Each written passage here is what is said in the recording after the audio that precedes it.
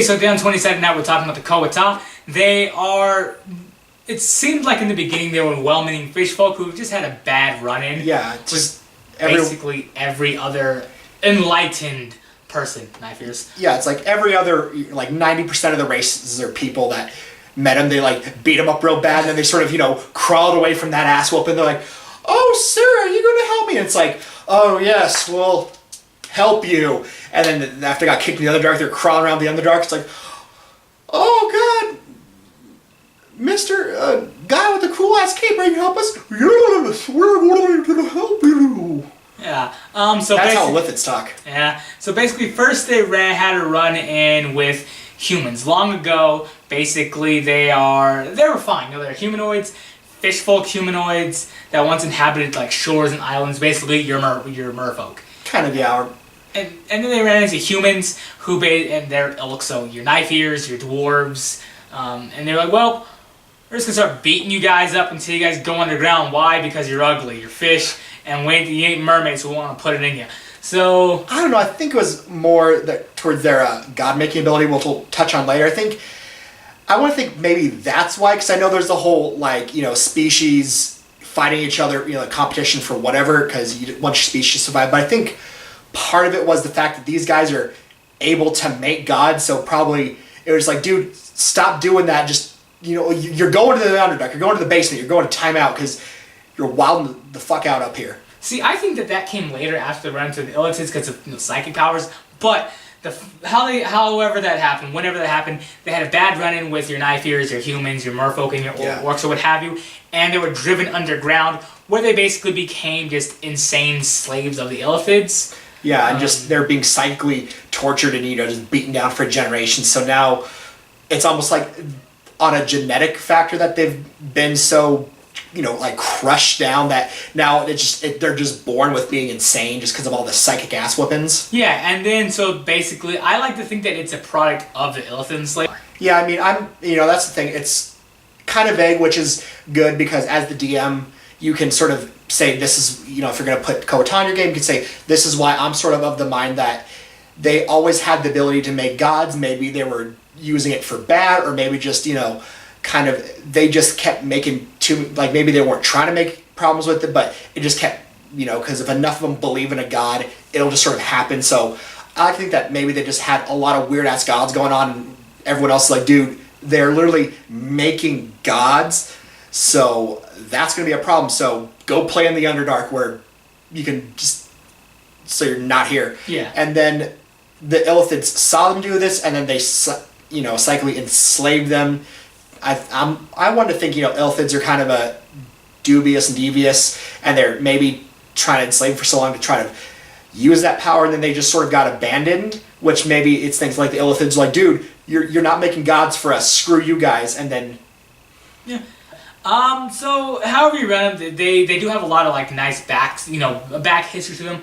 They can be sort of sympathetic, evil creatures where they've had it raw for so long, where it's more nature versus it's more nurture versus nature in this scenario. Well, nurture is how you're raised. So so they were raised to just be kicking the dick all the time. I mean, rather than it just being in their nature, these guys were slaves for so long. Yeah, I mean, turn to that. This could be a whole argument in and of itself, nature versus nurture and all that jazz. But they do have a lot of runs. Let's just go over their general stats first. Right. For the Koa-Toa, your basic run-of-the-mill Koa-Toa, they are a challenging in 1/4 creature, so you can start using them pretty early.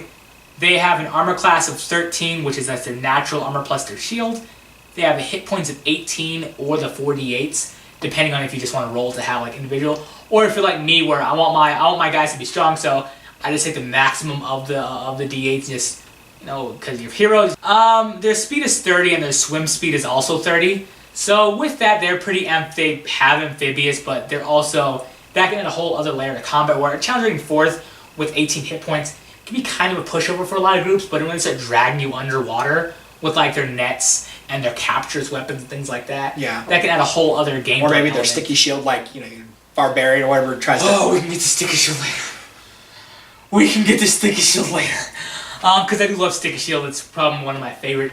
It's not the strongest, but it's one of my favorite abilities. It's a cool ass ability. Yeah, and it's one of the funniest, in my opinion. But That's either here. They do have otherworldly perception, which is also another cool thing that they have that I haven't seen a lot of monsters. Basically, if you're invisible, they can sense you anywhere within 30 feet of them, or if you're on the ethereal plane as well. Yeah, so if you're not like astral projector, do some sort of weird shit like that. Yeah, if you're hiding like in cover or behind trees or anything like that, where you're not visible, that they can't sense you with that. But if you're using like magic or anything like that, they can, which more speaks to either their more magical aspects or that sort of psionic abilities that they sort of have, or psychic-ish abilities that they sort of have. And then sunlight sensitivity, it's a detriment that they have, but it makes sense in being in the Underdark for so long. Yeah. It's like most things, if they play in that Underdark for too long, you don't like the sun. Yeah. Their actions in combat: bite. It's a simple melee attack, a +2 to hit, 1d4 +1 piercing damage. It's a bite. They have a spear, and they also have a net, which that seems sort of like a more like a merfolk or a water-based creature build. Yeah. Or also like a common is going to use a spear, but yeah, or net, because a lot of commons that, especially amphibious, like even like a person who lives on the water, like you're fighting someone from Maine or whatever, they'll probably have a net on them. Yeah, if you're remember, don't go to Maine because they have spears and nets with them at all times. One of their reactions that they get again is that sticky shield things where when a creature misses the Koa-Toa with the melee weapon attack, the Koa-Toa uses its sticky shield to catch the weapon. The attacker must succeed a DC 11 strength saving throw, or the weapon becomes stuck to the Koa-Toa shield.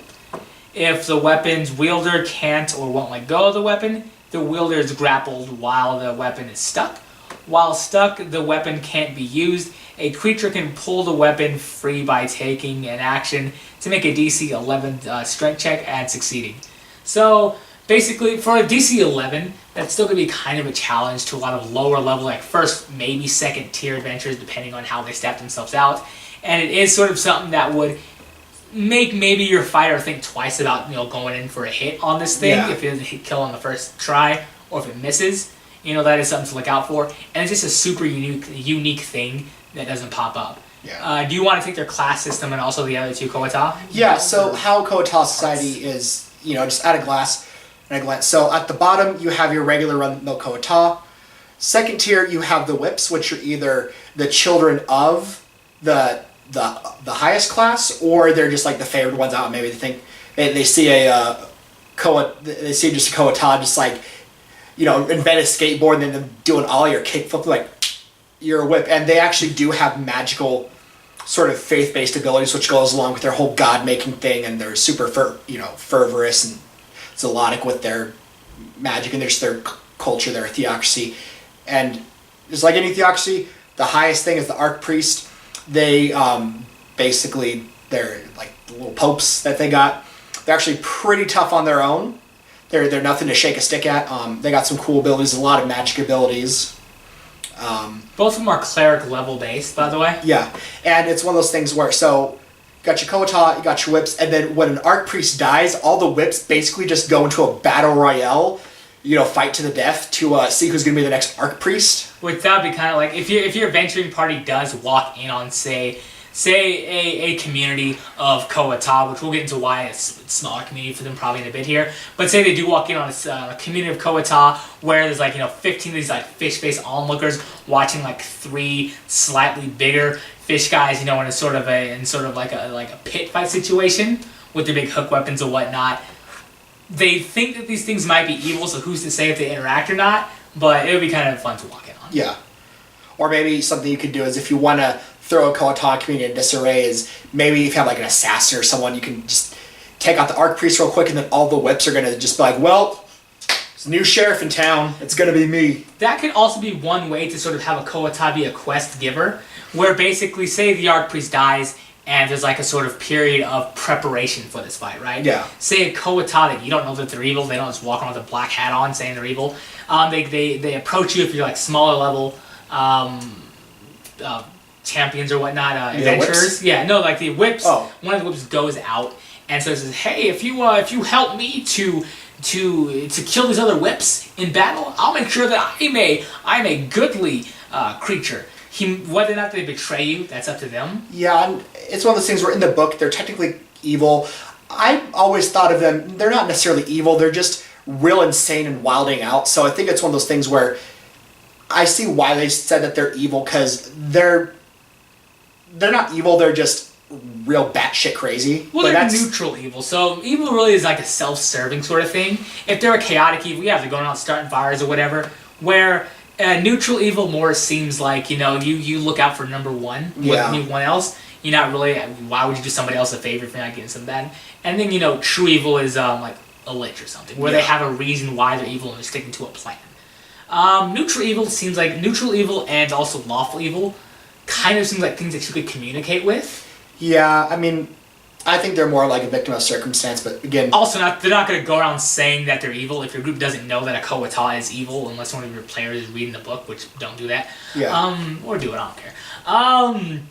They're probably not going to walk around saying, "We're evil, by the way, Paladin, help me," or something like that.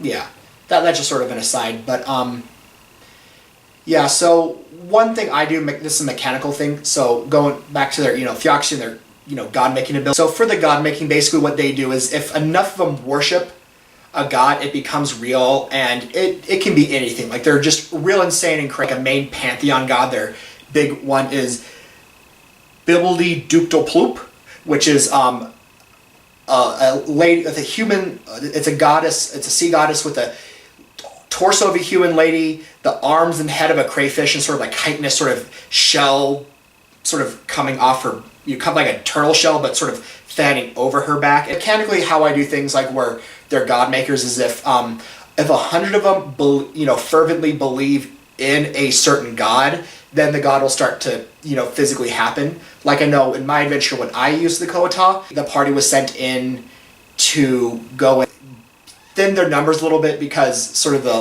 local kingdom, they had been running like a plan where it's like, okay, we sort of supply them with stuff, so they'll always be kind of fighting against each other, so they'll never be strong enough to make a real big powerful god. But the reason they had to go is because a pirate went in and said, "No, I'm the one-eyed god," and they started doing like a couple cool things, and they convinced enough Koa-Toa that this guy's a god, and so he started getting really powerful. And then one of my players, he also was missing an eye through like an accident that happened in his past before he started adventuring, and so like they got a couple good rolls in the fight. They sort of slapped him down a little bit, and the player Alex, he just sort of looked and said, "I am the true one. I am beating this false god." And he made, to his credit, he made a really good charisma roll, even though he had a good amount of minuses to his charisma.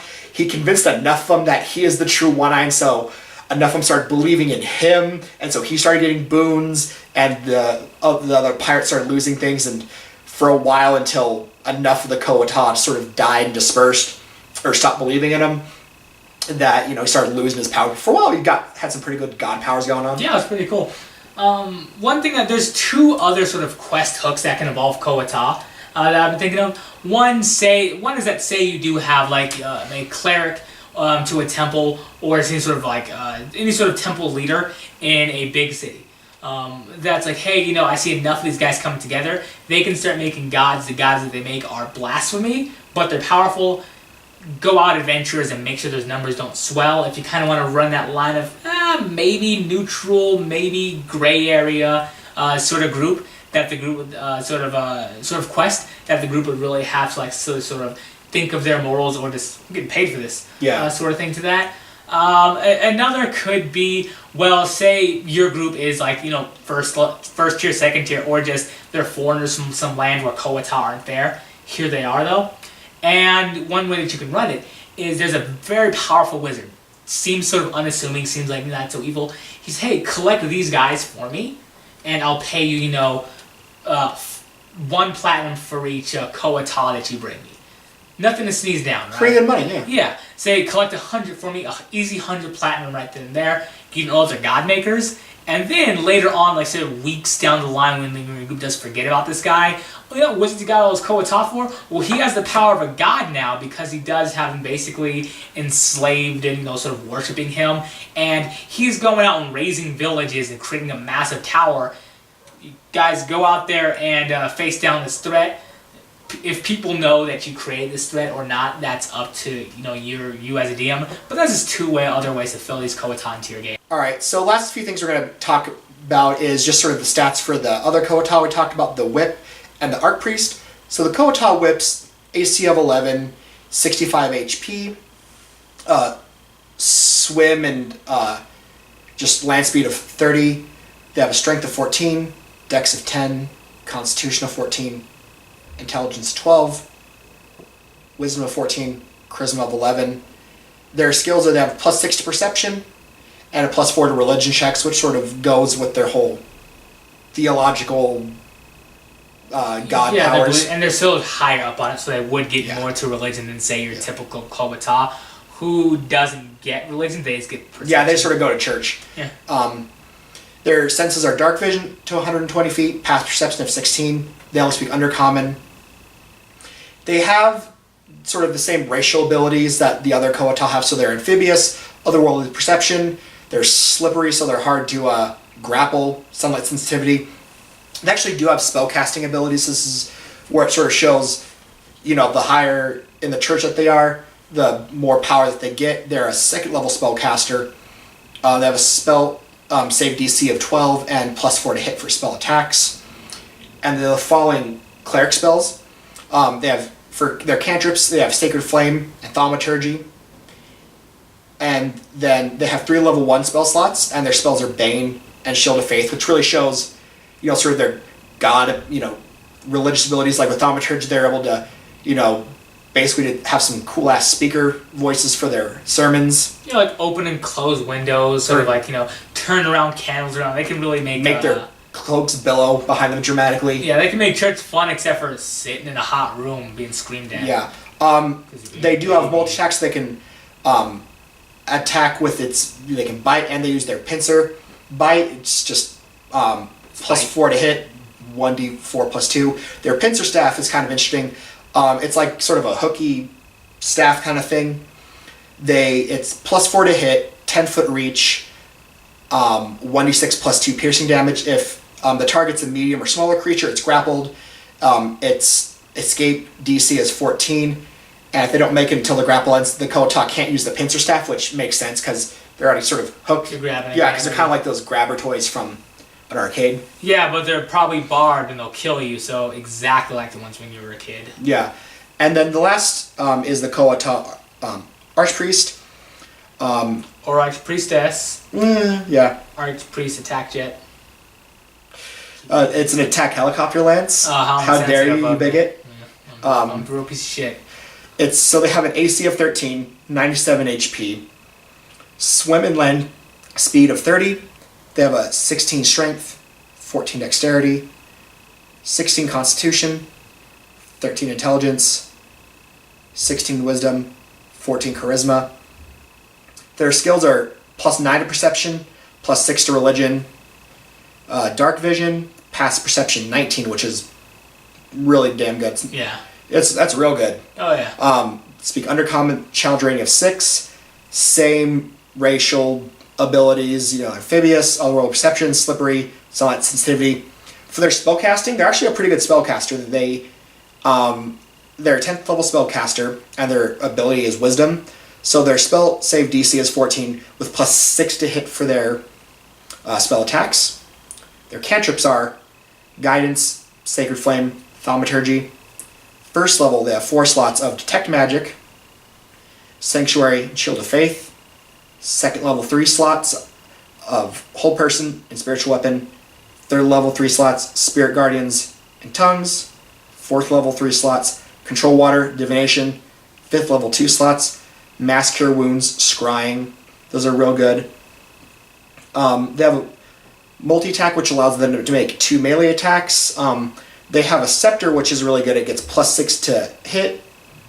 It does 1d6 +3 bludgeoning damage, +46 lightning damage, which, wow, dear God, that is good. That can be like even if you're not sent out on a quest, if you just sort of find these guys, or if you are to take these guys down, that can be like a bonus to give your group. Just sort of like, hey, this thing you'll probably use for like a long time throughout your journey. Yeah, and you know, I see it as, you know, something where it's because of their faith they're able to do it. If you want to do something where you can let that staff do that, that's up to you as a DM. Doesn't say either way. Do that just mainly because one, it's a cool reward to give your players. You're not going to be fighting, you know, Koa-Toa archpriests or what have you a lot. And two, I feel like it's kind of weird where if you kill a guy or take his weapons or what have you, it suddenly gets weaker. No, they're going to use their strongest thing to fight you guys with. Sort of goes back to why would you find health potions on a guy that you killed? He's obviously going to use those during a fight.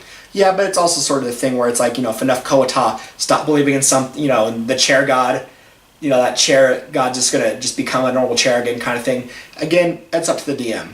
Yeah, let him keep it. And then the last action they can do is an unarmed strike. It's a melee weapon attack +6 to hit, and it does 1d4 +3. I think that extra strength, dexterity bonus, and the better unarmed strike rather than bite really comes from, you know, this Koa-Toa archpriest being the one that killed his way up the ladder from all the whips. Yeah. I like that. Well, they're cool. They seem underused in a lot of games I play. I've only run into Koa-Toa like one time, and it was in your game, and I liked them a lot. Mm-hmm. Is there anything else about the Koa-Toa that you feel has been left out? No, that's about it. All right, well, I like Koa-Toa a lot. Thanks for watching 20-Sided Night, and have a good one. Hey, this is Evan from 20-Sided Night. Please like, comment, subscribe, and I hope to see you next time. Have a good day.